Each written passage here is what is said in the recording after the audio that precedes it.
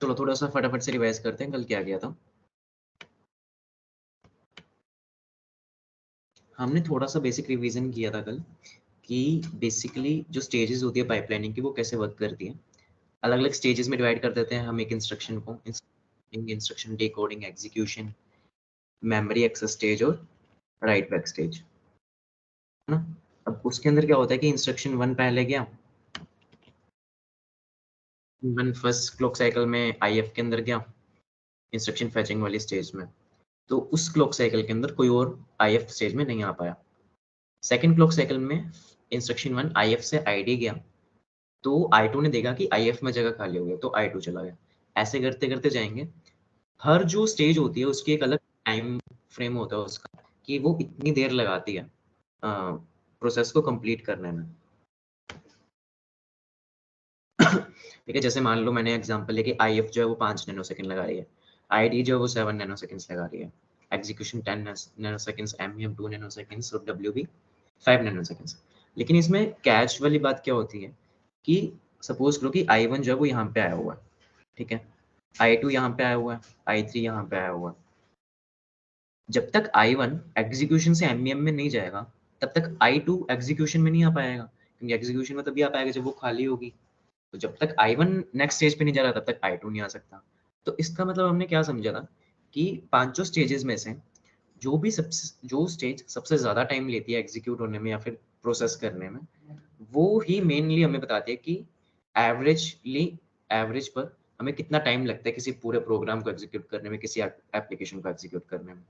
वही स्टेज बताती है। हो सकता है कि आईएफ स्टेज होती जो सबसे ज्यादा टाइम लेती, हो सकता है आईडी लेती। वही डिपेंड करती है कि बाकी जो इंस्ट्रक्शन है वो अंदर कब आ रहे हैं, वो नेक्स्ट स्टेज पे कब जा रहे हैं। ठीक है, फिर हमने पढ़ा था कि हजार्ड्स क्या होते हैं। हजार्ड्स ऐसी अनप्लीजेंट सिचुएशंस होती है जो हमें नहीं चाहिए। अब डेटा हजार्ड्स होते हैं हमारे सीओए के सिलेबस में। डेटा हजार्ड्स 3 तरीके के होते हैं। पहला होता है स्ट्रक्चरल हजार्ड्स। स्ट्रक्चरल हजार्ड्स में क्या होता है, दो इंस्ट्रक्शन है, दोनों को सेम हार्डवेयर का रिसोर्स चाहिए लेकिन एक ही ले सकता है वो एक टाइम पे, एक ही इंस्ट्रक्शन उसमें जा सकता है, तो एक कॉन्फ्लिक्ट हो गया उनके बीच में। तो आजकल के जो प्रोसेसर है वो स्मार्ट होते हैं, वो ऐसा ऑप्टिमाइज कर लेते होते हैं। लेकिन पहले के प्रोसेसर्स में क्या होता था कि जब दोनों के बीच में कॉन्फ्लिक्ट आ गया तो दोनों ही नहीं जा पा रहे, तो उस वक्त आपका प्रोग्राम रुक गया। वो होते हैं स्ट्रक्चरल हजार्ड्स, जो कि हम नहीं चाहते कि हमारा प्रोग्राम रुके। सेकंड हजार्ड्स होते हैं डेटा हजार्ड्स। डेटा हजार्ड्स में क्या होता है कि पाइपलाइन है, मान लो कोई आई1 इंस्ट्रक्शन है वो मेरा 4th स्टेज पे है, आई2 इंस्ट्रक्शन 3rd पे है, मतलब कुछ ऐसे मेरे इंस्ट्रक्शन है जो ऑलरेडी किसी ना किसी स्टेज पर है। अब क्या हो रहा है कि जो पहला इंस्ट्रक्शन है उसका आउटपुट मुझे सेकंड इंस्ट्रक्शन में यूज करना है। तो जब तक पहला इंस्ट्रक्शन वो एग्जीक्यूट नहीं हो जाता, उसका कुछ आउटपुट नहीं निकल जाता, तब तक मैं सेकंड वाले इंस्ट्रक्शन को परफॉर्म नहीं कर सकता। तो वो एक डिपेंडेंसी होगी कि जब तक फर्स्ट कंप्लीट नहीं होगा तब तक सेकंड कुछ नहीं कर पाएगा, वो रुका रह जाएगा, स्टोलिंग हो जाएगी। तो उस केसेस में आते हैं डेटा हजार्ड्स। थर्ड हजार्ड्स होते हैं कंट्रोल हजार्ड्स। कंट्रोल हजार्ड्स क्या होते हैं कि एक पाइपलाइनिंग है, पाइपलाइनिंग में एक इंस्ट्रक्शन ऑलरेडी घुसा हुआ है, अगर उसका रिजल्ट एक्स आता है तो हमें ये करना है, अगर वाई आता है तो हमें वो करना है। ऐसे सिचुएशन में कई बार ऐसा होता है कि हम फंस जाते हैं, तो जब फंस जाते हैं तो उसको कंट्रोल हजार्ड्स बोलते हैं। इसके बारे में हम पढ़ेंगे कि कब फंसते हैं। फिर हमने देखे कि डेटा हजार्ड्स क्या होते हैं। डेटा हजार्ड्स 3 तरीके के होते हैं, RAW, WAW और WAR। जस्ट सपोज करो RAW क्या होता है, read after right. Read after right का मतलब रीडिंग बाद में होनी चाहिए, राइटिंग पहले होनी चाहिए। एग्जाम्पल हमने लिया I1 जो है वो उसमें R2 और R3 का रिजल्ट स्टोर करवा रहा है R1 में। I2 इंस्ट्रक्शन क्या कर रहा है कि वही रिजल्ट जो है R1 का उसको यूज कर रहा है कैलकुलेशंस करने के लिए। अब इसमें क्या डेटा डिपेंडेंसी हो गई कि फर्स्ट का R1 जब राइट होगा उसके बाद वो यूज होगा सेकंड वाले में। लेकिन कई बार क्या होता है कि हमें प्रोसेसर को एफिशिएंट बनाना होता है तो हम उसमें कुछ ट्वीक्स कर देते हैं। वो ट्वीकिंग्स के कारण क्या होता था कि I2 पहले एग्जीक्यूट हो गया, I1 बाद में हो। तो I2 को एक्चुअल वैल्यू तो I1 से लेनी थी, लेकिन I1 जब बाद में एग्जीक्यूट हो रहा है तो I2 ने कोई रैंडम गार्बेज वैल्यू चुक ली, तो उससे हमारा आउटपुट गलत आएगा। I2 का आउटपुट गलत आया तो पूरा प्रोग्राम ही एकदम से खराब हो जाएगा, रुक जाएगा। हम ऐसी चीजें नहीं चाहते। इसको बोलते हैं RAW हजार्ड। दूसरे थे WAR हजार्ड्स, वो हजार्ड्स जिनको बोलते हैं राइट आफ्टर रीड। राइटिंग बाद में हो रही है, रीडिंग पहले हो रही है। I1 था जिसमें हम R2 को यूज कर रहे थे, हमने यूज किया, उसके बाद I2 में हमें R2 की वैल्यू अपडेट करनी थी। लेकिन अगर प्रोसेसर ने दिमाग लगाया, प्रोसेसर ने कहा कि मैं तो I2 पहले एग्जीक्यूट करा रहा हूँ, I1 बाद में करवा रहा हूँ, तो क्या हुआ, R2 में जो वैल्यू आ गई वो तो आ गई, लेकिन I1 में अब न्यू वाली वैल्यू यूज हो रही है R2 की, जबकि हमें करनी थी पुरानी वाली वैल्यू यूज। तो इसको बोलते हैं WAR हजार्ड्स। ठीक है। ये क्यों होते हैं? Anti dependence caused by compiler. ये कंपाइलर का क्या सीन है यहाँ पे, ये आज पढ़ेंगे हम एक्चुअल में क्या हो रहा है। तीसरे हमने पढ़े WAW हजार्ड्स। WAW हजार्ड्स क्या होता है? Right after right hazards. इसमें क्या हुआ बेसिकली, जस्ट इसको थोड़ा ध्यान से देखना। I1 इंस्ट्रक्शन है, ऐड करना है, R2 और R3 का रिजल्ट R1 में स्टोर करवाना है। अगला इंस्ट्रक्शन की टर्न आई I2, उसने क्या किया, R4 और R5 को ऐड किया और R1 में ही स्टोर करवा दिया।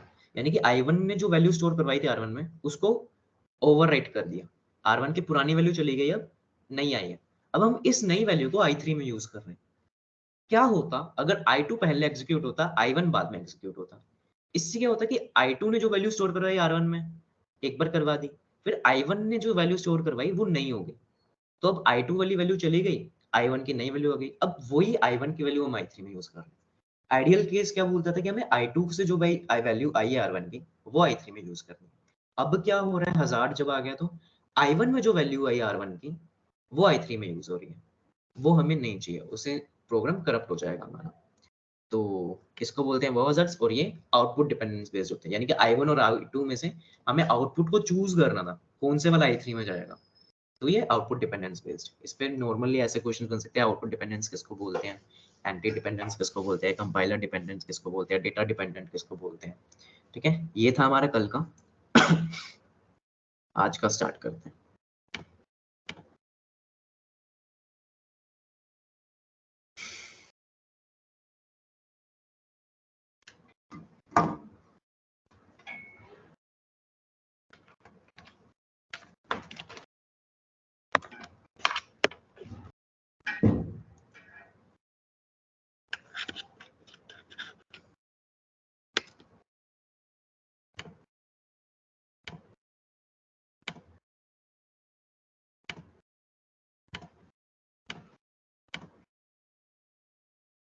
व्हाइट बोर्ड विजिबल है सबको?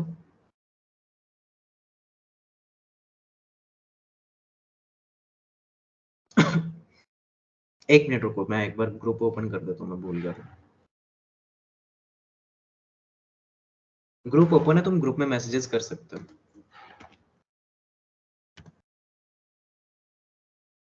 ठीक है, ठीक है। तुमने एक चीज नोटिस की अभी तक जो मैंने कराई?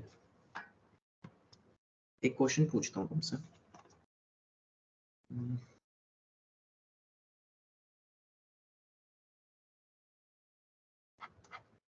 हमने 3 डेटा हजार्ड्स पढ़े अभी तक। रो,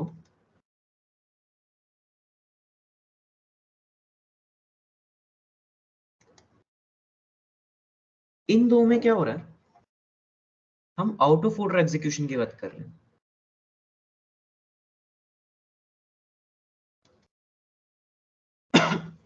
मैंने क्या कहा था कि कंपाइलर ने दिमाग लगाया, I2 पहले एग्जीक्यूट करा दिया, I1 बाद में एग्जीक्यूट कराया। सेकंड और थर्ड जो WAR और WAW की बात हम कर रहे थे, इसमें मैंने बताया कि I2 पहले एग्जीक्यूट करा दिया प्रोसेसर ने, I1 बाद में कराया। इसको बोलते हैं आउट ऑफ ऑर्डर एग्जीक्यूशन। दूसरा एग्जीक्यूशन होता है इन ऑर्डर एग्जीक्यूशन, एक होता है out of order execution. Out of order execution क्यों होता है? क्योंकि प्रोसेसर्स को ट्रेन किया जाता है कि आप एफिशिएंटली वर्क करके दो। हम नहीं चाहते कि किसी भी क्लॉक साइकिल में कोई भी इंस्ट्रक्शन खा ले जाए। हम चाहते हैं कि वर्क होता रहना चाहिए हर क्लॉक साइकिल में। उसके लिए कई बार हमें चेंजेस करने पड़ते हैं, ट्वीक्स करने पड़ते हैं, आउट ऑफ ऑर्डर एग्जीक्यूट कराना पड़ता है चीजों को। रो हजार्ड के ये इन ऑर्डर में भी हो जाता है। ये दो जो है 2 और 3, ये सिर्फ और सिर्फ आउट ऑफ ऑर्डर एग्जीक्यूशन में होते हैं। तुमने अगर कल क्विज दिया है तो तुमने कहीं ना ये वर्ड पढ़ा होगा, MIPS। पढ़ा था ये वाला वर्ड कल क्विज में, कहीं ना कहीं था ये।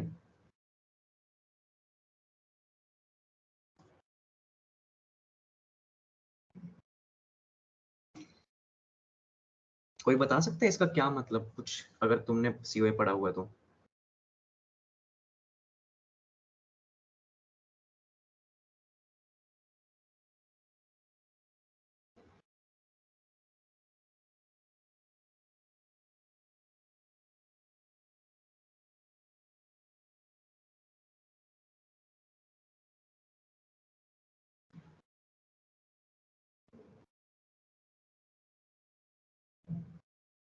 मिलियन इंस्ट्रक्शंस पर सेकंड।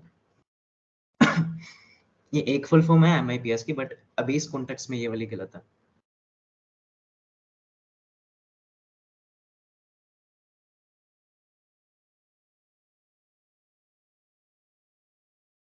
एमआईपीएस की फुल फॉर्म है मल्टीपल इंस्ट्रक्शंस पाइपलाइनिंग सिस्टम। क्या फुल फॉर्म है? Multiple instruction pipelining system. एक मिनट रुकना।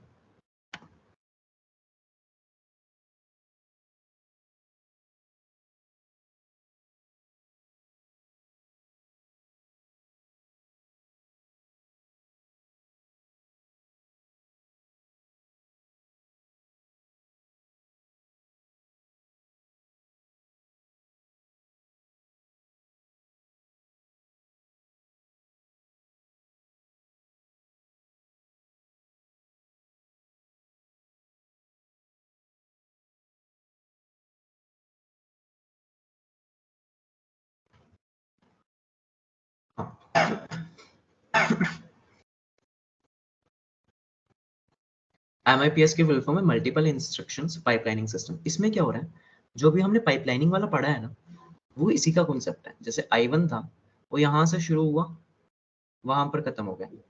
जो I2 था, वो यहाँ बीच में से कहीं शुरू हुआ, आगे जाके खत्म हो गया। I3 था, यहाँ से कहीं पे शुरू हो गया, यहाँ पे जाके खत्म हो गया। अभी तुमने RISC और CISC भी पढ़े हैं। हाँ, CISC। इनमें क्या होता है, इंस्ट्रक्शन 1 हुआ, फिर उसके बाद इंस्ट्रक्शन 2 हुआ। तो एक बात बताओ, जब इंस्ट्रक्शन 1 हो रहा है, इंस्ट्रक्शन 2 ऐसा हो रहा है, मतलब लाइन वाइज हो रहे हैं, तो कि ये जो दोनों हजार हैं, WAR और WW, ये कभी RISC और CISC में पॉसिबल हो पाएंगे?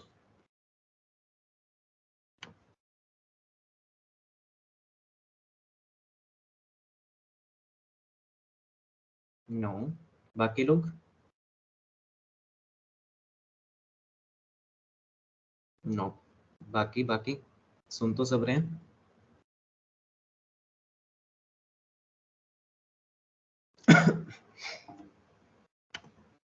नहीं। क्यों? क्योंकि RISC CISC बहुत सिंपल से आर्किटेक्चर्स हैं। इनमें क्या है कि एक इंस्ट्रक्शन हुआ, फिर खत्म हुआ वो, फिर दूसरा स्टार्ट हुआ, फिर वो खत्म हुआ, फिर तीसरा। अब हमें दिक्कत क्या आ रही थी यहाँ पे, हम MIPS पे शिफ्ट क्यों हुए? दुख रहा होगा तुम्हें। I1 में अगर 5 सेकंड लग रहे हैं, I2 में 5 सेकंड लग रहे हैं, तो मान लो मेरे पास 10 इंस्ट्रक्शन थे टोटल, तो मेरे पास 50 सेकंड लग गए। अगर मेरे पास 10 थे, यहाँ पे क्या हुआ, यहाँ पे लग तो एक इंस्ट्रक्शन को पर्टिकुलर 5 लग रहे हैं सेकंड्स, बट दूसरे वाला, इसके जब 4 सेकंड्स बचे तो दूसरे वाले ने वो 4 सेकंड यूटिलाइज कर ले, इसने एक्स्ट्रा से खुद का 1 सेकंड लगाया, तो यहाँ पे 6 सेकंड में मेरे पास 2 इंस्ट्रक्शन पूरे हो गए। वैसे ही 1 सेकंड अगर मैं और मान लूँ तो I3 भी कंप्लीट हो जाता है। 7 सेकंड में 3 इंस्ट्रक्शन कंप्लीट हो गए। तो ऐसे करते करते लगभग 14 सेकंड्स में मेरे पास 10 के 10 इंस्ट्रक्शन कंप्लीट हो जाएंगे। यहाँ पे 50 सेकंड्स लग रहे हैं मेरे को, यहाँ पे 14 ही लग रहे हैं। इसीलिए हम इस पे शिफ्ट हुए, क्योंकि प्रोसेसर्स एफिशिएंट बनने हैं। लेकिन जब हमने ये एफिशिएंसी बनाई, तो हमारे सामने आए ये हजार्ड्स, WAW और WAR। ये तब होता है जब आउट ऑफ ऑर्डर एग्जीक्यूशन होता है, क्योंकि I1 I2 I3 हमने बना के तो रखे कि I1 के बाद I2 स्टार्ट हो रहा है, फिर I3 स्टार्ट हो रहा है। कई बार MIPS में हम उल्टे उल्टे उल्टे सीधे भी कर देते हैं कि I2 पहले हो गया, I3 पहले हो गया। उन केसेस में हमारे पास ये हजार्ड्स आते हैं। ठीक है, तो ये डिफरेंस जरूर रखना कि MIPS क्या होता है, RISC का सिस्टम क्या होता है। ये थोड़ा सा बता दिया मैंने तुम्हें।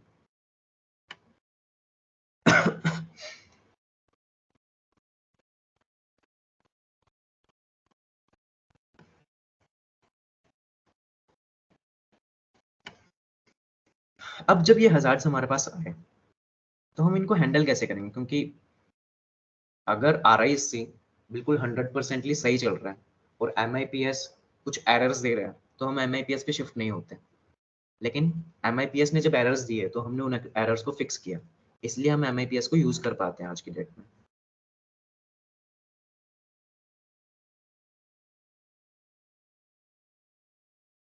How to resolve data hazards.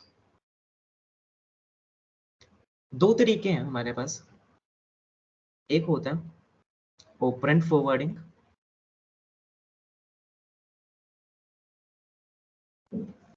दूसरा होता है सॉफ्टवेयर शेड्यूलिंग। इसको कंपाइलर शेड्यूलिंग भी बोलते हैं।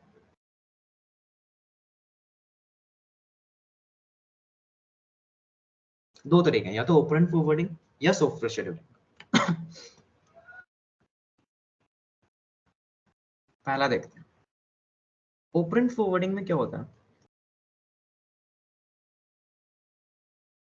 जैसे सपोज करो कि मैंने लिखा instruction add R1 R2 R3, दूसरा मैंने लिखा सब्ट्रैक्ट R4 R1 R5। अब क्या होगा, इसकी IF स्टेज, ये इसकी ID स्टेज, ये इसकी एग्जीक्यूशन स्टेज, ये भी इंस्ट्रक्शन 1 की बात कर रहा हूँ, यानी कि I1 क्या मेरा ऐड, I2 क्या सब्ट्रैक्ट, ये इसकी MEM memory access stage, finally इसकी क्या आ जाती है, राइट बैक स्टेज। अब तरीके से जो हमने पढ़ा है, I2 स्टार्ट हो जाना चाहिए यहाँ पे, IF ID एग्जीक्यूशन MEM और WB। लेकिन जो ये R1 है, ये R1 बनेगा कब, R2 और R3 का जो रिजल्ट है वो हमें मिलेगा कब, एग्जीक्यूशन के बाद। एग्जीक्यूशन कौन कराता है, ALU एग्जीक्यूशन कराता है। ठीक है, जब तक ALU के पास आएगा नहीं इंस्ट्रक्शन तब तक वो ऐड नहीं होंगे R2 और R3। तो यानी कि ये जो मोमेंट है ना, इधर हमें R2 और R3 का रिजल्ट मिल चुका है। क्यों ना हम ऐसा करें कि ये जो इंस्ट्रक्शन है, ये जो हमारे पास रिजल्ट आया है इसका इंस्ट्रक्शन 1 का, या तो हम पहले ऐसे करते थे कि यहाँ पे रिजल्ट आ गया हमारे पास इस मोमेंट पे, फिर हमने यहाँ से IF स्टार्ट किया सेकेंड इंस्ट्रक्शन का, लेकिन वो बहुत ज्यादा टाइम कंज्यूमिंग हो जाता। अब हम क्या करें, यहाँ पे जो रिजल्ट आया है हम यहाँ पे फीड करवा देते हैं। समझ रहे हो, हमने क्या किया, कुछ ना कुछ ऐसा किया कि एग्जीक्यूशन और MEM स्टेज के बीच में जो रिजल्ट आया उसको स्टोर कराया कहीं पे, कोई टेम्परेरी लोकेशन पे, और वहीं से सेकंड इंस्ट्रक्शन के लिए कैलकुलेट होने के लिए भेज दिया। सेकंड इंस्ट्रक्शन को एक R1 चाहिए, एक R5 चाहिए। R5 तो इसने स्टार्टिंग से उठा ही रखा है, R5 स्टार्टिंग से उठा रखा है। कुछ हुआ ऐसा, हमने क्या किया, जो R1 है R1 को यहाँ पे प्रोवाइड करा दिया, बिल्कुल इस जगह पे। ऐसा कर सकते हैं, कर सकते हैं। कैसे कर सकते हैं, ये जो स्टेजेस है ना अलग, इनके बीच में एक छोटी छोटी मेमोरीज लगा के, इनको तुम बफर बोल सकते हो, इनको तुम रजिस्टर बफर बोल सकते हो,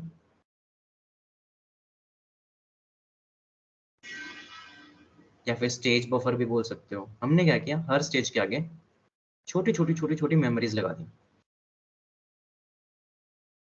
इन मेमोरीज का काम क्या है, जब इंस्ट्रक्शन फैच हुआ, फैच होकर जो भी हमारे पास आया वो हमने कहीं ना कहीं स्टोर करवाया। जो यहाँ पे है वो हमने यहाँ पे लिया, यहाँ से यहाँ पे, यहाँ से यहाँ पे, ऐसे पूरी साइकिल चलती जाएगी। एग्जीक्यूट जब हो गया उसके बाद जो हमारे पास फाइनल वैल्यू है वो हमने इस बफर के अंदर स्टोर करवा दी। इस बफर को कनेक्ट कर दिया हमने दूसरी एग्जीक्यूशन यूनिट के साथ जो कि सब्ट्रैक्ट वाली थी। तो हमने यहाँ से डायरेक्टली सब्ट्रैक्ट में R1 को भेज दिया। ये होता है ऑपरेंड फॉरवर्डिंग, कि ऑपरेंड हमारा थोड़ा सा आया था, लेकिन हमने ना तो उसको मेमोरी एक्सेस की थी एक्चुअल उसकी कि कहाँ पे स्टोर करवाना है, ना हमने एक्चुअली स्टोर करवाया था। हमने एक बहुत ही टेम्परेरी लोकेशन में उसको स्टोर करवाया और उसको यूज कर लिया किसी और इंस्ट्रक्शन के लिए।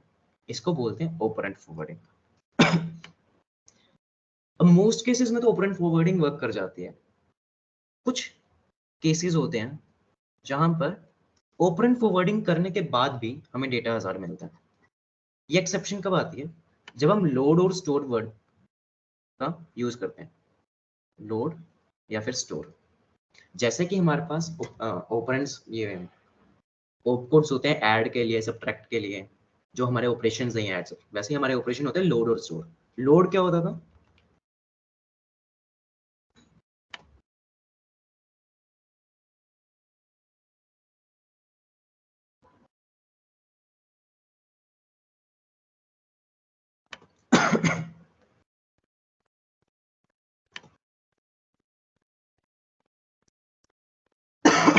Load in CPU, store in memory. सही है। मेमोरी टू सीपीयू लोड होता है, मेमोरी टू सीपीयू लोड होता है, और सीपीयू टू मेमोरी स्टोर होता है। सही है। ठीक है, ठीक है। जब हम ये करवा रहे हैं, सपोज करो मैंने ऑपरेशन लिखा एल डब्ल्यू। एल डब्ल्यू का मतलब लोड वर्ड। हमें एक वर्ड को लोड करना है। कहाँ से लोड करेंगे? मेमोरी से सीपीयू में लोड करेंगे। मैंने आगे डाल दिया R1 0 R2। अब ये ब्रैकेट क्या है, ये जीरो क्या, ये भी बताता हूँ इसका मतलब क्या होता है। दूसरा मैंने डाला ऐड R4 R1 R6। इसमें मैं क्या कर रहा हूँ? लोड का मतलब क्या होता है? एक जगह से उठाना है, किसी और जगह पे रखना है। तो अगर मैं यहाँ पे ये जीरो नहीं लिखता, अगर मैं ये जीरो नहीं लिखता, इसका मतलब हो, क्योंकि R2 के अंदर जो वैल्यू है,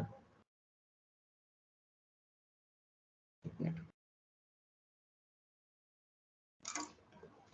इसका मतलब होता है कि जो R2 के अंदर वैल्यू है वो मुझे R1 के अंदर स्टोर करवानी है।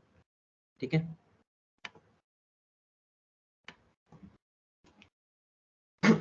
लेकिन जब मैंने इसको ऐसे लिखा, हाँ,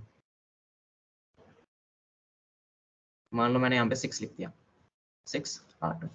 इसका मतलब क्या होता है कि जो R2 में एड्रेस पड़ा है ना, address in R2, address in R2 plus 6, उस एड्रेस में वो जो हेक्साडेसिमल एड्रेस पड़ा होगा उसमें 6 प्लस करना है, और फिर वो जो लोकेशन बनेगी उस लोकेशन को मेमोरी में ढूंढना है अपने। फिर उस पे जो होगा वो आपको उठा के लेके आना है और उसको R1 में डालना है। वापस से बताता हूँ, जो मैंने ये लिखा है ना LW R1 6 R2, इसका मतलब ये है कि LW का मतलब लोड करना है, तो ऑब्वियसली हम मेमोरी से कुछ लेके आएंगे और सीपीयू के अंदर कहीं पे स्टोर करवाएंगे। सीपीयू के अंदर कहाँ स्टोर करवाएंगे? रजिस्टर में स्टोर करवाएंगे। इसको लिखने का क्या तरीका है? R1 जो पहले लिखा यानी कि उसके अंदर लाके स्टोर करवाना है। जो सेकंड चीज लिखी है उसका मतलब क्या है? R2 जो मेरा सेकंड रजिस्टर है उसके अंदर कुछ हेक्साडेसिमल एड्रेस पड़ा होगा। वो एड्रेस किसको पॉइंट करेगा? हमारी कैश मेमोरी को या रैम मेमोरी को। उसके अंदर किसी लोकेशन को पॉइंट आउट करेगा। 6 जो मैंने लिखा है इसका मतलब कि उस हेक्साडेसिमल एड्रेस पे मेरे को +6 करना है। जैसे सपोज करो कि मेरे R2 के अंदर पड़ा था 500 एड्रेस पड़ा था, तो मेरे को 506 को ढूंढना है, और वो जो मुझे मिलेगा उसको लाके R1 में स्टोर करवाना है। ये मतलब होता है इस वाले नोटेशन का। ऐड का तुम्हें पता है कि मैं जो R1 आया है लोड करने पे, और जो R6 पहले से हमने उठा के रखे हैं, इन दोनों को ऐड करना है और R4 में स्टोर करवाना है। अब वैसे ही देखते हैं इनकी क्या क्या साइकिल्स बन सकती है। IF, ID और एग्जीक्यूशन, MEM, राइट बैक। इसकी ऐड की क्या बनेगी? IF, ID, execution, MEM, right back. अब एक चीज बताओ मुझे, ऊपर वाला जो केस था उसमें हमने R1 को यहाँ पे सपोर्ट कर लिया था, यहाँ पे सपोर्ट कर लिया था, सपोर्ट कर लिया था कि हमें R1 यहाँ पे मिल गया था। ऊपर वाले एग्जांपल में इसमें नहीं मिला। लेकिन इस वाले एग्जांपल में थोड़ा समझते हैं कि हो क्या रहा है। हमें सबसे पहले क्या करना है? हमें R2 का एड्रेस देखना है। R2 यहाँ पे गया और 6 गया साथ में, 6 भी गया। इन दोनों को ऐड करना है, 6 और R2 के अंदर जो एड्रेस है। ऐड कौन करते हैं? ALU। ALU का मतलब एग्जीक्यूशन यूनिट। तो 6 और R2 ऐड होके निकलेंगे यहाँ से। यहाँ से निकला 6 प्लस R2 का जो एड्रेस था, मान लो 500 का, तो 506 एड्रेस निकला। अब इसको लेने जाना है हमने MEM की स्टेज में। MEM स्टेज में लेने गए और वहां पर हमने फिर लाए उसको R1 में स्टोर करवाया। तो हमें जो R1 मिल रहा है ना वो यहाँ पे मिल रहा है। जो नॉर्मल केस था ऊपर वाला, उसके अंदर हमें R1 यहाँ पे मिल रहा था, लेकिन जो लोड ऑपरेशंस होते हैं, स्टोर ऑपरेशंस होते हैं, उनमें R1 हमें यहाँ पे मिलता है। तो अगर यहाँ से मैं सपोज करो कि देना चाहूँ एग्जीक्यूशन में, तो नहीं दे सकता। क्यों? क्योंकि ये मेरी क्लॉक साइकिल थी 1, ये थी क्लॉक साइकिल 2, ये थी 3, ये है 4। R1 मेरे को मिल रहा है 4 के बाद और मैं दे रहा हूँ 4 से पहले। ऐसे कैसे हो सकता है? जो 4 तक का टाइम था वो तो निकल चुका है ना। 4 के बाद तो मेरे को R1 मिला है, क्लॉक साइकिल 4 के बाद मेरे को R1 मिल गया, मैं इसको 5th साइकिल के लिए दे सकता हूँ। 5th साइकिल के लिए, 3rd के लिए या 4th के लिए थोड़ी दे सकता हूँ, वो तो टाइम निकल चुके ऑलरेडी, पास्ट में तो जा नहीं सकता मैं। तो ये एक्सेप्शन होती है जो हम ओपन फॉरवर्डिंग करते हैं, लेकिन उसके बाद भी हमें डेटा हजार्ड मिलता है। यहाँ पे ये हजार्ड है, एक अनप्लीजेंट सिचुएशन है। हम नहीं चाहते थे कि, हम तो चाहते थे कि सेकंड वाले को मिल जाए वैल्यू, लेकिन वो नहीं मिल पा रही है। ठीक है, अब हम डिस्कस करते हैं कि सेकंड तरीका क्या है हजार्ड्स, डेटा हजार्ड्स को सोल्व करने का। सेकंड तरीका होता है कंपाइलर शेड्यूलिंग या फिर सॉफ्टवेयर शेड्यूलिंग। एक चीज याद रखना, फर्स्ट वाला एग्जांपल जो है, ओपन फॉरवर्डिंग क्या होती है? Hardware based. क्यों हार्डवेयर बेस्ड? क्योंकि इसमें हमने एक अलग से एक्स्ट्रा यूनिट्स लगाई हैं हर स्टेज के बीच में, जो स्टोर करती हैं, और हार्डवेयर के थ्रू ही हम सेकंड इंस्ट्रक्शन के लिए वो चीजें भेज रहे हैं। कंपाइलर शेड्यूलिंग में क्या होता है वो हम पढ़ते हैं, एक बार रुको। कंपाइलर शेड्यूलिंग, एक और चीज बता देता हूँ। जो IF स्टेज है वो कुछ तो टाइम लेगी कंप्लीट होने में, ID भी कुछ टाइम लेगी। सपोज करो IF ले रही है 5 नैनो सेकेंड्स, ID ले रही है कुछ 10 नैनो सेकेंड्स, जस्ट सपोज करो।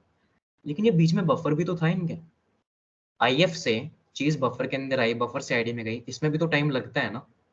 तो जब हमने ये बफर्स ऐड किए हैं तो इनका भी कुछ होगा, जैसे 2 नैनो सेकेंड्स एक्स्ट्रा लेते होंगे, तो पर बफर 2 नैनो सेकेंड्स एक्स्ट्रा लगेगा।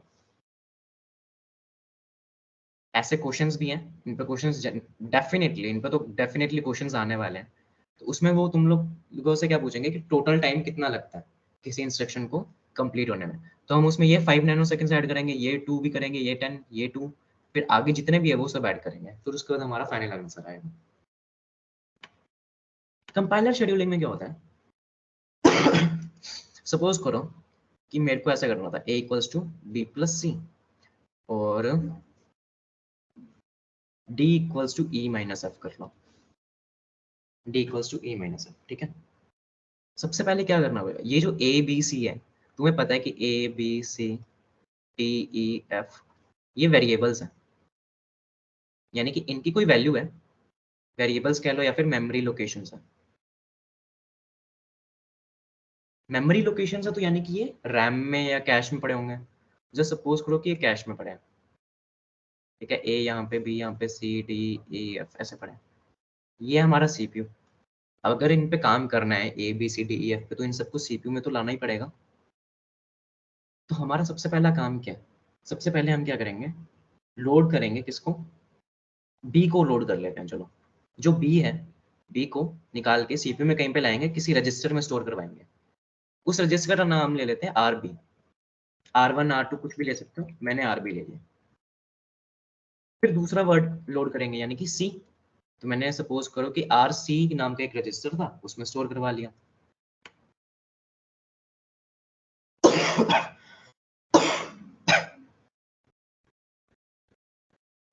अब मेरा क्या ऑपरेशन है कि ऐड करना है मेरे को, ऐड करके RB और RC को ऐड करना था, और मैंने RA में स्टोर करवा लिया। फिर मुझे स्टोर करवाना है जो रिजल्ट आया है RA में, वो A के अंदर भिजवाना है मुझे। तो मैंने स्टोर किया RA को A में, ऐसे ही लिखेंगे, या थोड़ा रुक जाओ,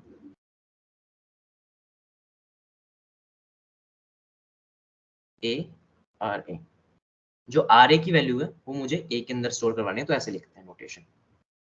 अब मुझे दूसरा भी करना था, D equals to E minus F. मैंने पहले लोड करवाया किसको, E को लोड करवा लिया RE में। मैंने F जो नाम का वेरिएबल था उसको भी लोड करवा लिया RF में। उसके बाद मेरे को सब्ट्रैक्ट करना था, मैंने सब्ट्रैक्ट भी करवा दिया। आर डी के अंदर रिजल्ट स्टोर करवाया, आर ई और आर एफ का सब्ट्रैक्शन करवा दिया। फिर उसके बाद मुझे रिजल्ट स्टोर करवाना है, तो मैंने डी के अंदर स्टोर करवा दिया। अब ये देखो, ये मेरे पास ना 8 इंस्ट्रक्शंस बन के आ गए। मुझे 2 टास्क दी हुई थी, 2 चीजें थी। अगर उनको मैं बिल्कुल स्टेप बाय स्टेप देखूं तो मेरे पास 8 टास्क हैं टोटल, मुझे 8 करने हैं। ध्यान से देखना, सपोज करो कि 5 स्टेजेस की पाइपलाइन है तुम्हारी, यानी कि वही I F R D V का वो सब जो थे, 5 स्टेजेस की पाइपलाइन है। कोई मुझे बता सकता है कि फर्स्ट इंस्ट्रक्शन है एल डब्ल्यू, ये कितनी क्लॉक साइकिल्स के बाद कंप्लीट हो जाएगा? कितनी क्लॉक साइकिल्स में पूरा एग्जीक्यूट हो, पूरा कंप्लीट हो जाएगा? लाइक जो राइट बैक वाली स्टेज है वो कौन सी क्लॉक साइकिल पे पहुंचेंगे? फोर्थ पे। राइट बैक वाली स्टेज कौन सी नंबर साइकिल पे पहुंचेंगे?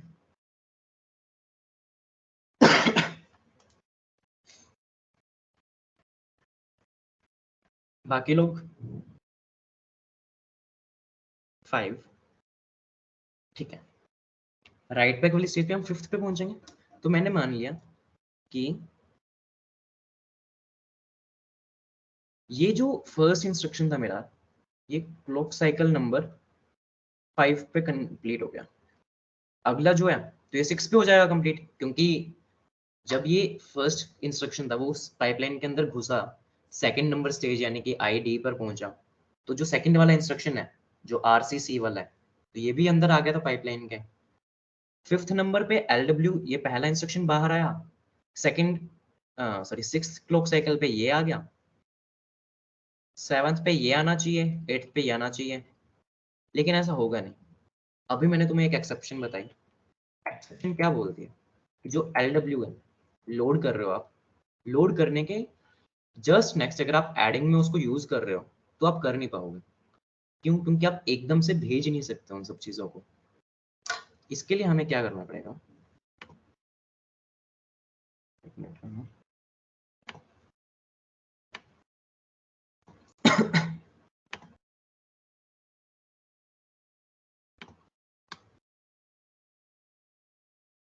एल डब्ल्यू बनाते हैं, चलो।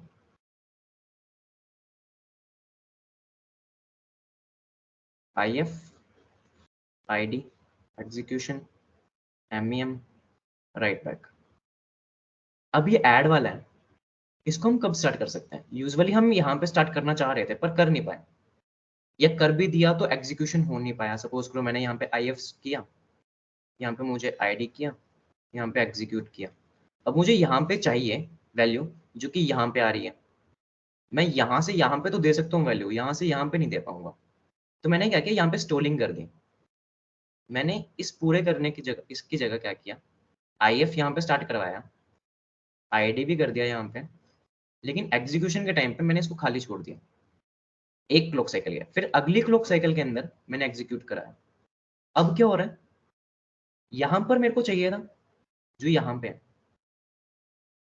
फर्स्ट इंस्ट्रक्शन ने कहा कि मैं आपको सिर्फ और सिर्फ यहाँ से यहाँ पर दे सकता हूँ जो मेरा रिजल्ट है। तो हमने कहा कोई बात नहीं, एक क्लॉक साइकिल हमारी खाली चली जाएगी, छोड़ देते हैं हम उसको, एग्जीक्यूशन हम उसके बाद करा लेंगे। तो यहाँ पे एक स्टोलिंग होगी, एक स्टोल क्रिएट होगी, एक बफर क्रिएट हो गया जिसमें हमने कुछ भी काम नहीं करवाया।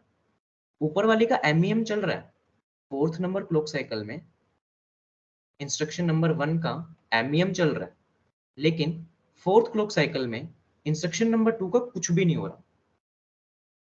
जो एग्जीक्यूशन यूनिट होनी चाहिए थी 4th क्लॉक साइकिल में सेकंड वाले इंस्ट्रक्शन की, वो 5th क्लॉक साइकिल में हो रही है। ठीक है, तो ये जो बीच में हमने खाली जगह छोड़ दी ना, ये वाली, इसको बोलते हैं stall, S T A double L. और यही वो कॉन्सेप्ट है स्टोलिंग का, जो मैंने तुम्हें कल परसों पढ़ाया था कहीं पे। ये हमने कहा कि एक स्टोल लगा दिया हमने। स्टोल का मतलब हम उस जगह पर कुछ भी नहीं कर रहे, हम एक नेक्स्ट क्लॉक साइकिल की तरफ बढ़ रहे हैं। तो ध्यान से देखना, ये अगर यहाँ पे मान लो ये 5th क्लॉक साइकिल पे कंप्लीट हो गया राइट बैक, तो यहाँ पे 6 पे होना चाहिए था, लेकिन क्योंकि एक स्टोल आ गई तो अब ये 7th पे हो रहा है कंप्लीट। वैसे ही यहाँ पर जो है ये लोड वाला ये 6th पे कंप्लीट हो गया था, तो कायदे से ऐड वाला 7th पे कंप्लीट हो जाना चाहिए, लेकिन नहीं होगा, अब वो 8th पे कंप्लीट होगा। ऐड के बाद हम स्टोर कर रहे हैं, ठीक है, 9th पे कंप्लीट हो गया ये। स्टोर के बाद हम अलग ही चीजें ले आए, तो ये 10th पे हो गया, 11th पे हो गया, फिर से सब्ट्रैक्ट कर रहे हैं। अब हम सब्ट्रैक्ट कर रहे हैं तो भी हम एकदम से वो डेटा ट्रांसफर नहीं करवा सकते हैं, तो हमें एक स्टोल करना पड़ेगा, इसलिए ये 13 पे होगा और ये 14 पे होगा।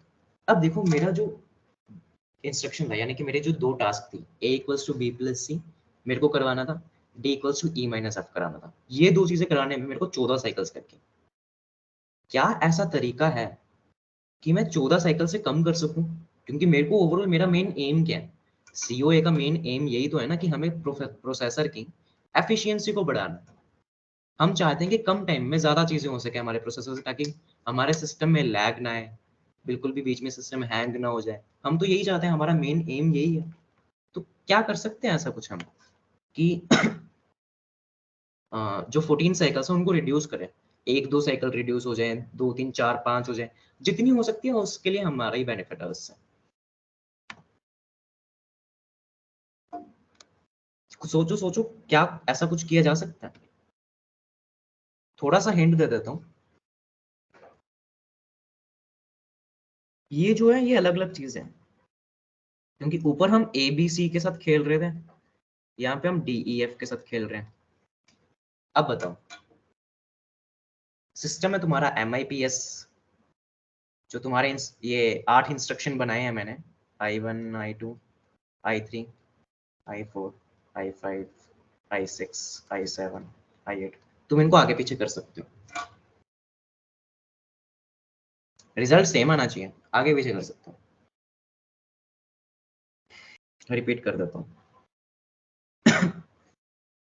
बीसी को लोड एक साथ नहीं कर सकते, बीसी को लोड एक साथ एक बार ही में एक ही चीज को लोड कर सकते हैं। यार अगर तुम्हारे कोई डाउट है ना तो वो मेरे को ग्रुप में मैसेज कर दो, क्योंकि एक साथ इतनी सारी चैट्स मेरे पास आती हैं तो मैं नहीं देख सकता तुम्हारे मैसेजेस अभी। बाद में जरूर रिप्लाई कर दूंगा, बट अगर अभी कोई डाउट है तो ग्रुप में भेज दो या फिर चैट बॉक्स में भेज दो यहाँ पे। अच्छा, क्या क्या आए हैं तुम्हारे?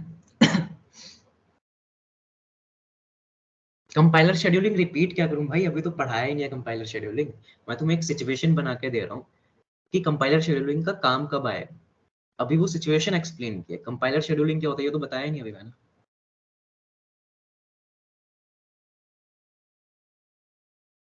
ऐड के लिए अलग पाइपलाइनिंग? नहीं नहीं, मल्टीपल पाइपलाइनिंग, उसके लिए हमें हार्डवेयर रिसोर्सेज चाहिए होंगे। और जो प्रोसेसर होता है, प्रोसेसर के अंदर जो भी स्पेस होता है वो बहुत ज्यादा वैल्यूएबल होता है हमारे लिए। हम चाहते तो 100 यूनिट्स लगा सकते हैं ऐड की, चाहे तो 100 सब्ट्रैक्ट यूनिट्स लगा सकते हैं, पर नहीं कर सकते, क्योंकि प्रोसेसर के अंदर पावर कंजम्पशन हमें मिनिमम रखनी होती है। ज्यादा रखेंगे तो प्रोसेसर हीट के कारण खराब हो जाएगा, इसलिए हम मल्टीपल हार्डवेयर रिसोर्सेज नहीं लगा सकते, कुछ लिमिटेड लगा सकते हैं।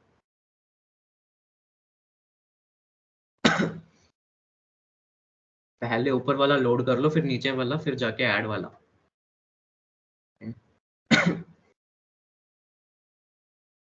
चलो चलो मैं बताता हूँ। हम यहाँ पे कर सकते हैं, थोड़ा लेफ्ट में जाके। हाँ, ये केस ना मैं यहाँ पे डिस्कस कर रहा हूँ कि अब हम क्या कर सकते हैं। सबसे पहले तो हमने एल डब्ल्यू करवा लिया, आर बी और बी का। ये हमारा इंस्ट्रक्शन 1 था, ये पूरा हो गया 5th क्लॉक साइकिल में। फिर इंस्ट्रक्शन नंबर 2 भी करवा लिया हमने, एल डब्ल्यू आर सी का, ये 6th क्लॉक साइकिल में खत्म हो गया। अब 7th क्लॉक साइकिल हमारी वेस्ट जा रही है ना, 7th क्लॉक साइकिल वेस्ट जा रही है, क्योंकि हमें जो आउटपुट चाहिए वो हम ला नहीं पा रहे। हमें टोटल 14 साइकिल्स लग रही है। क्या कुछ ऐसा हो सकता है कि हम उसको कम कर सकें? देखते हैं। 7th क्लॉक साइकिल में देखो, ऐड तो नहीं हो सकता, ऐड तो 8th क्लॉक साइकिल में ही खत्म होगा, क्योंकि हमने देख लिया कि एक बीच में स्टोलिंग आ रही है। अब जो स्टोर करवाना है रिजल्ट, वो ऐड के बाद ही करवा सकते हैं ऑब्वियसली, क्योंकि ऐड नहीं होगा तब तक रिजल्ट स्टोर नहीं कराएंगे। तो ये वाली जो है ये हम पहले नहीं कर सकते, ये वाली ये नहीं कर सकते, लेकिन 7th नंबर क्लॉक साइकिल में हम ये वाली चीज तो कर सकते हैं। ये तो चीज ही अलग है, ये तो ई से रिलेटेड है, वेरिएबल ई से रिलेटेड है। ये मेमोरी लोकेशन ई है, उसका अभी तक जो भी हमने I1 I2 के उनसे कुछ लेना देना था ही नहीं। अब मैं क्या कर रहा हूँ, I5 को एग्जीक्यूट करवा रहा हूँ।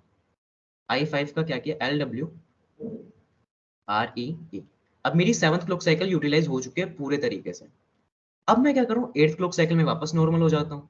8th क्लॉक साइकिल में मेरे को क्या करना था, i3 एग्जीक्यूट करवाना था, वो हो गया मेरा, क्योंकि एक स्टॉलिंग जो आई थी वो स्टॉलिंग चल रही थी obviously. R A R B R सी।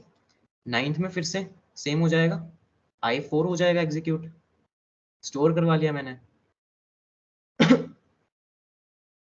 अच्छा, ये चीज मान लो कर ली मैंने, स्टोर करवा लिया ARA। अब अगर मैं इसके बाद चलता जाऊं तो तुम्हें पता चलेगा कि यहाँ पे भी एक स्टॉलिंग आ रही थी। कहाँ गई वो स्टॉलिंग, यहाँ पे। इसको कैसे हैंडल करूंगा मैं, इसको हैंडल करने के लिए मैं क्या कर रहा हूँ, ये जो स्टोर है ना, इसको हटा देता हूँ यहाँ से। इसको मैं बाद में करा लूंगा, क्यों करवा रहा हूँ वो बताता हूँ। अभी मैं क्या कर रहा हूँ, मैंने i6 को एग्जीक्यूट करा दिया। i6 को एग्जीक्यूट करा दिया। i6 क्या था मेरा, LW RF और F। ये हो गया मेरा 9th क्लॉक साइकिल में। 10th क्लॉक साइकिल में मैं क्या कर रहा हूँ, मैं दोनों वर्ड्स लोड करवा चुका हूँ, दोनों वर्ड्स अभी तक लोड हो चुके हैं। 10th में मैं क्या कर रहा हूँ, ये i4, इस बार मैं स्टोर को कर रहा हूँ, जो पहले वाला स्टोर पेंडिंग रह गया था, ये 10th में हो गया था।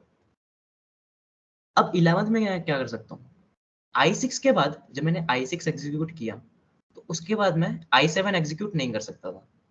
क्यों, क्योंकि i6 लोड वाला ऑपरेशन है। अगर मैं i7 यहाँ पे कर देता, जस्ट सपोज कि मैंने i7 किया, तो एक स्टॉलिंग आ जाती, फिर यहाँ पे साइकिल नंबर 11th हो जाती, तो एक साइकिल फिर वेस्ट चली जाती। इसलिए मैंने ये जो भी किया पीछे, मतलब थोड़े चेंजेस कर दिए।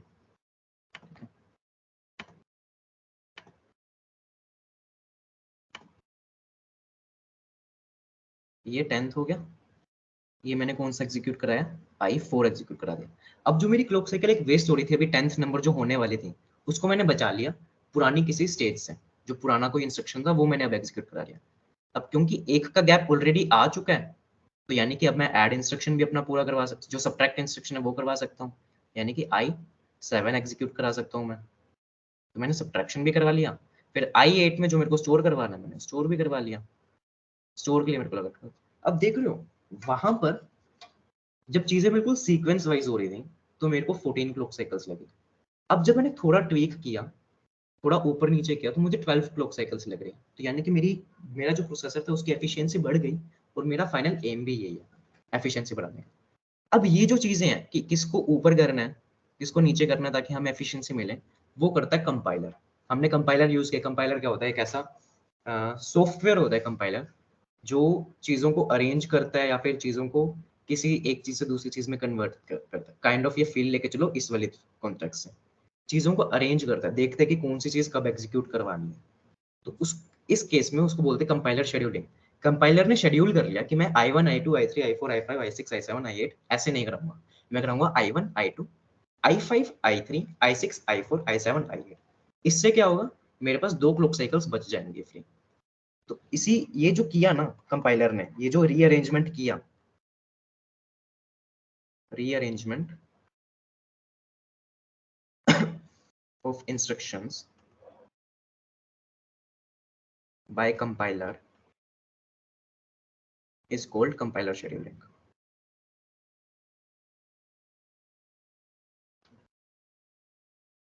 ये क्लियर हुआ।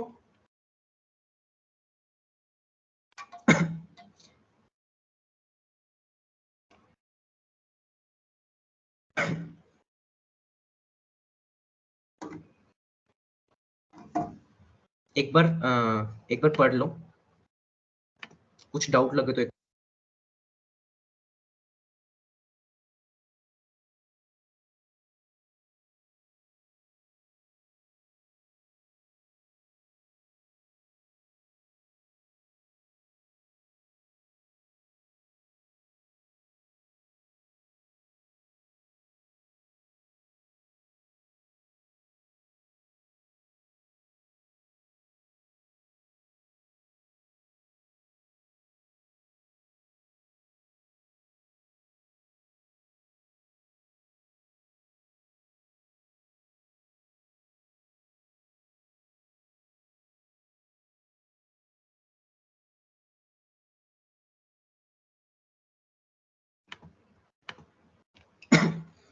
कोई कह रहा है कि हम ऐसा भी तो कर सकते थे कि पहले बी और सी को लोड करवा लिया, फिर उसके बाद हमने ई और एफ को लोड करवा लिया, फिर उसके बाद हमने ऐड ऑपरेशन कर दिया, स्टोर कर दिया, सब्ट्रैक्ट कर दिया, स्टोर कर दिया। हाँ, ऐसा भी कर सकते थे।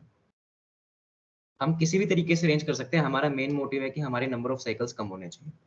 जो भी ग्रुप में ही आ रखा है कि पहले ऊपर वाले लोड करवा लिया, फिर नीचे वाले लोड करवा लिए, फिर दोनों के ऊपर जो एग्जीक्यूशन करना था वो कर लिया, कर सकते हैं। देखो, तुम्हें जाना है तो तुम जा सकते हो कि 5-10 मिनट थोड़ा सा और मैं समराइज करवा देता हूँ। बाकी आज का जो पढ़ाना था वो हो गया मेरा, समराइज करवाना बस मैंने अभी। कोई डाउट्स है तो तुम पूछ सकते हो, पर्सनल चैट्स में नहीं, अभी इसी के अंदर ग्रुप के अंदर पूछो।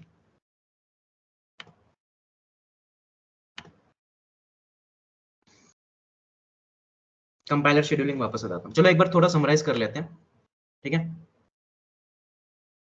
सबसे पहले हमने क्या पढ़ा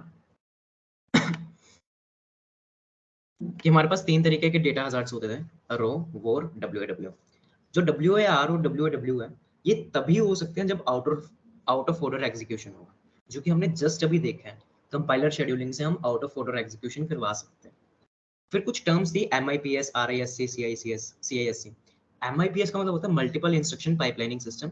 हम मल्टीपल इंस्ट्रक्शंस को एक साथ एग्जीक्यूट करवा रहे हैं। एक साथ का मतलब ऐसे नहीं कि सारों को सारे इधर से स्टार्ट करवा रहे हैं।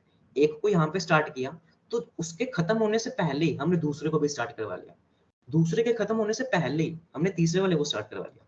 ये होता है मल्टीपल इंस्ट्रक्शन पाइपलाइनिंग सिस्टम। अब इसकी जरूरत क्यों पड़ रही? RISC CISC में क्या होता था कि एक इंस्ट्रक्शन था, वो चला, कंप्लीट हुआ, फिर दूसरा आया, दूसरा चला, दूसरा कंप्लीट हुआ, फिर तीसरा आया। इसमें हमें टाइम लग रहा था। हमें क्या करना था कि प्रोसेस, जो रिसर्चर्स थे उन्होंने सोचा कि क्या कोई ऐसा तरीका हो सकता है कि हम जो टाइम लग रहा है उसको कम कर दें, हम प्रोसेसर की एफिशिएंसी बढ़ा दें, चीजें ज्यादा फास्ट तरीके से कर सकें। तो कंसेप्ट आया MIPS का, कि हम इंस्ट्रक्शंस को पैरेलली रन कराते हैं, एक के बाद एक नहीं कराएंगे। जब पहला स्टार्ट हो जाएगा उसके हल्की से थोड़ी सी देर बाद सेकंड को भी स्टार्ट कर देंगे। जब ये सब चीजें होती हैं तो WAR और WAW हजार्ड्स आ सकते हैं। तुम्हारे पास MCQ में क्वेश्चन भी बन के आ सकता है फाइनल एग्जाम में कि WAR हजार्ड RISC पाइपलाइन में पॉसिबल है कि नहीं, नहीं है। फिर हमने देखा कि डेटा हजार्ड्स को सोल्व कैसे कर सकते हैं। 2 तरीके हैं हमारे पास, ऑपरेंड फॉरवर्डिंग और सॉफ्टवेयर शेड्यूलिंग। सॉफ्टवेयर शेड्यूलिंग यानी कि कंपाइलर शेड्यूलिंग, ऑपरेंड फॉरवर्डिंग को हार्डवेयर बेस्ड भी बोलते हैं।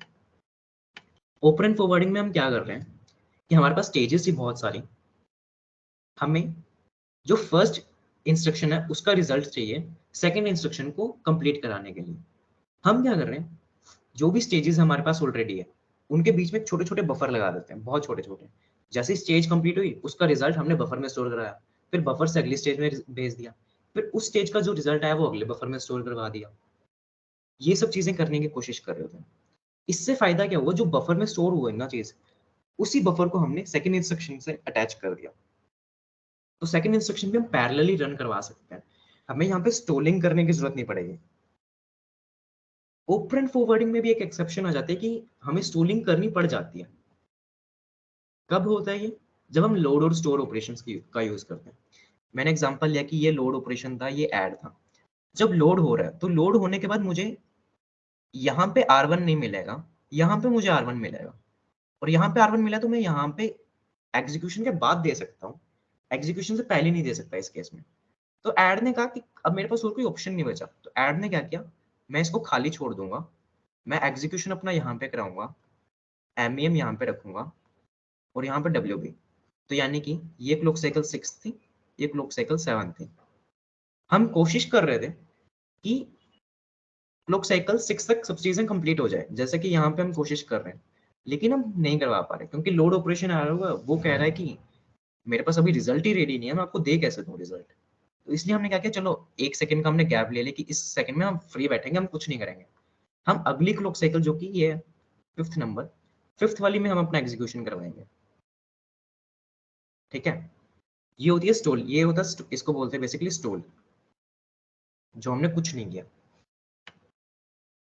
दूसरा तरीका होता है कंपाइलर शेड्यूलिंग, जो अभी बताया मैंने, ये एक्सेप्शन दी, जब लोड और स्टोर वर्ड्स आ जाते हैं तब हमें स्टोलिंग करनी पड़ती है ऑपरेंड फॉरवर्डिंग होने के बाद भी।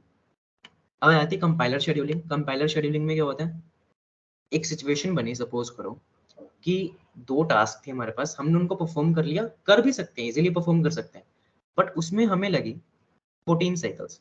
देखो बेसिकली टास्क क्या थी हमारे पास, टास्क थी कि हमारे पास 6 मेमोरी लोकेशंस हैं कैश के अंदर पड़ी है, A B C D E F. हर बी सी ई और एफ पे कुछ ना कुछ वैल्यू पड़ी है, ए और डी पे उनके जो रिजल्ट है वो स्टोर करवाने हैं। हम क्या करेंगे, बी सी ई और एफ को पहले अपने प्रोसेसर के अंदर उठा के लेके आएंगे। हमने क्या किया, बी और सी को प्रोसेसर के अंदर लेके आए, फिर उनको ऐड किया, फिर उनको स्टोर करवा दिया ए में।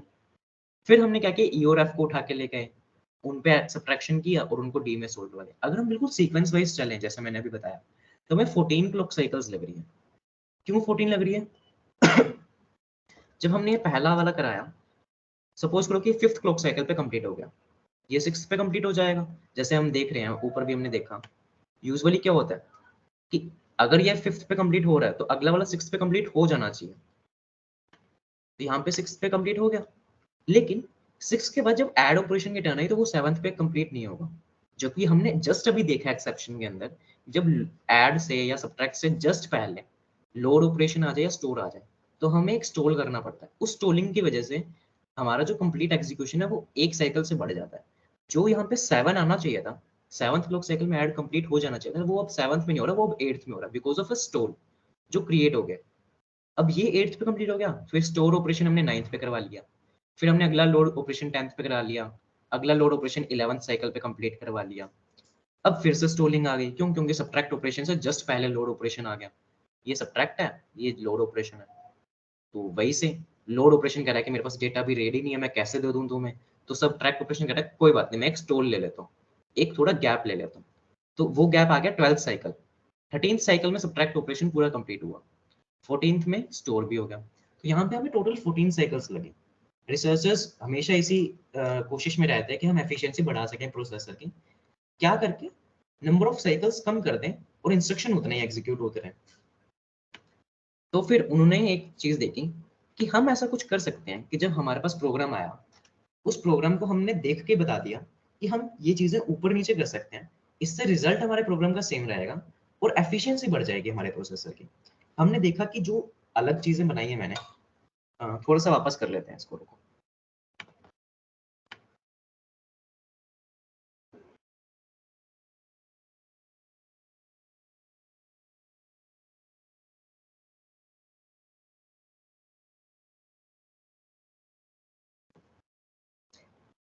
हमें मेन प्रॉब्लम आ कहाँ पे रही थी कि हमारी 2 साइकिल्स थी जो स्किप हो रही थी, जिनमें हमें कुछ भी यूजफुल आउटपुट मिल नहीं रहा था।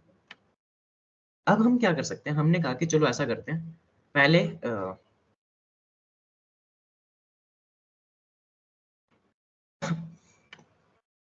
पहले हमने क्या किया, बी को लोड करवा लिया, ये हो गया 5th साइकिल में खत्म। फिर हमने लोड करवा लिया सी को, ये हो गया 6th साइकिल में खत्म। फिर हमने करा लिया, लोड करवा लिया ई को, ये 7th में खत्म हो जाएगा। लोड करवा लिया एफ को, ये 8th में खत्म हो जाएगा। फिर हमने क्या कराया, ऐड ऑपरेशन कराया इसका, बी और सी का। अब क्योंकि बी और सी बहुत पहले हो चुके हैं, हमारे पास ऑलरेडी बी और सी का डेटा मिल चुका है, तो ये चीज 9th साइकिल में कंप्लीट हो जाएगी। फिर हमने स्टोर करवा दिया बी प्लस सी को ए के अंदर, 10th क्लॉक साइकिल में हो गया ये। फिर हमने सब्ट्रैक्ट करवा दिया ई और एफ को, क्योंकि ई और एफ हमें बहुत पहले मिल चुके थे, तो इसलिए ये 11th साइकिल में हो जाएगा आसानी से। फिर हमने इसको स्टोर भी करवा दिया, ई और एफ को किसमें स्टोर करवाया, डी में स्टोर करवा दिया। तो देखो, चीजें हमने जो पहले की थी वही अभी की है, लेकिन पहले हमें 14 साइकिल्स लग रही थी, अब हमें 12 ही साइकिल्स लग रही है। तो हमारे पास टाइम बच रहा है, प्रोसेसर की एफिशिएंसी बढ़ रही है।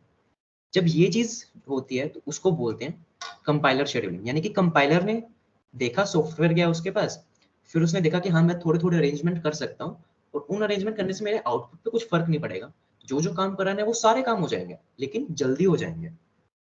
तो इसी चीज को बोलते हैं कंपाइलर शेड्यूलिंग या फिर सॉफ्टवेयर शेड्यूलिंग। आया समझ में?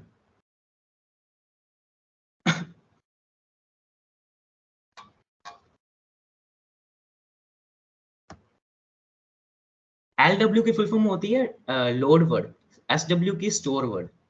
वर्ड का मतलब मैंने तुम्हें स्टार्टिंग में बताया, बस कुछ डेटा होता है, जो एक साथ पैक्ड होता है उसको वर्ड बोलते हैं। लोड मेथड में एमईएम के बाद ही क्यों मिल रहा है? देखो लोड के अंदर दो चीजें हो रही हैं। एक तो हम एड्रेस कैलकुलेट कर रहे हैं, 6 + R2 जो है वो एड्रेस कैलकुलेट होगा, वो एग्जीक्यूशन यूनिट में होगा, क्योंकि एएलयू जो होता है वो एग्जीक्यूशन यूनिट का ही होता है पार्ट। तो जब तक हम एएलयू नहीं पहुंचते तब तक 6 + R2 हमारा कैलकुलेट नहीं हो सकता। तो जो थर्ड स्टेज है एग्जीक्यूशन की, तब वहां पे हमारा कैलकुलेट हो गया कि 6 + R2 कुछ ये चीज है।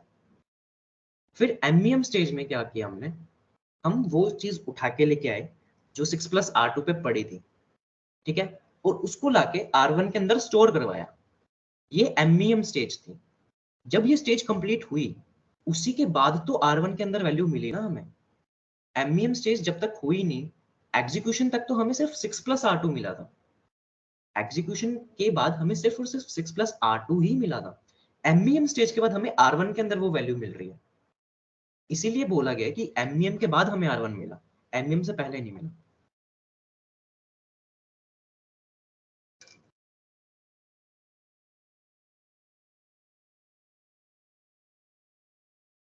एग्जैक्टली जो 506 है ये एड्रेस मिला अभी तक हमें, हमें एक्चुअल वैल्यू नहीं मिली एग्जीक्यूशन के बाद। एग्जीक्यूशन यूनिट के बाद हमें सिर्फ और सिर्फ एड्रेस मिला कि हमें कहां से वैल्यू उठानी है। एमईएम स्टेज में हमें एक्चुअल में वो वैल्यू मिलेगी, इसीलिए हम उसको बाद में दे सकते हैं R1 के अंदर, ठीक है।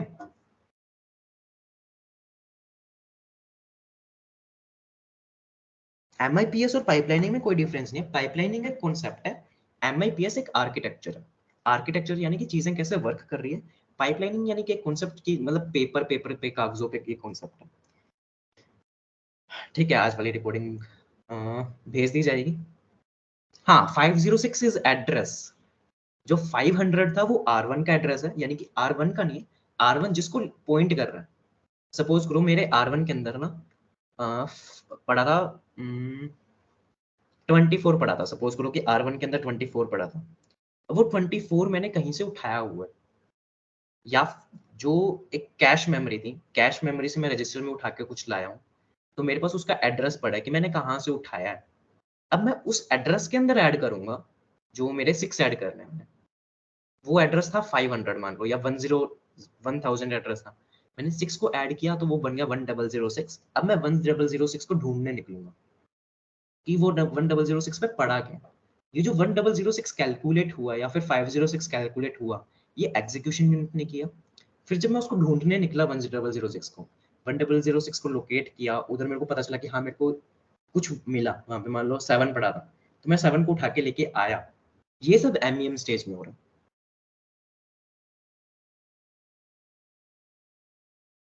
एमईएम में हमें वैल्यू मिल रही है, एग्जैक्टली एमईएम में हमें वैल्यू मिल रही है उस चीज की। चलो ठीक है, आज का लेक्चर खत्म करते हैं और तुम लोग जा सकते हो। Bye bye.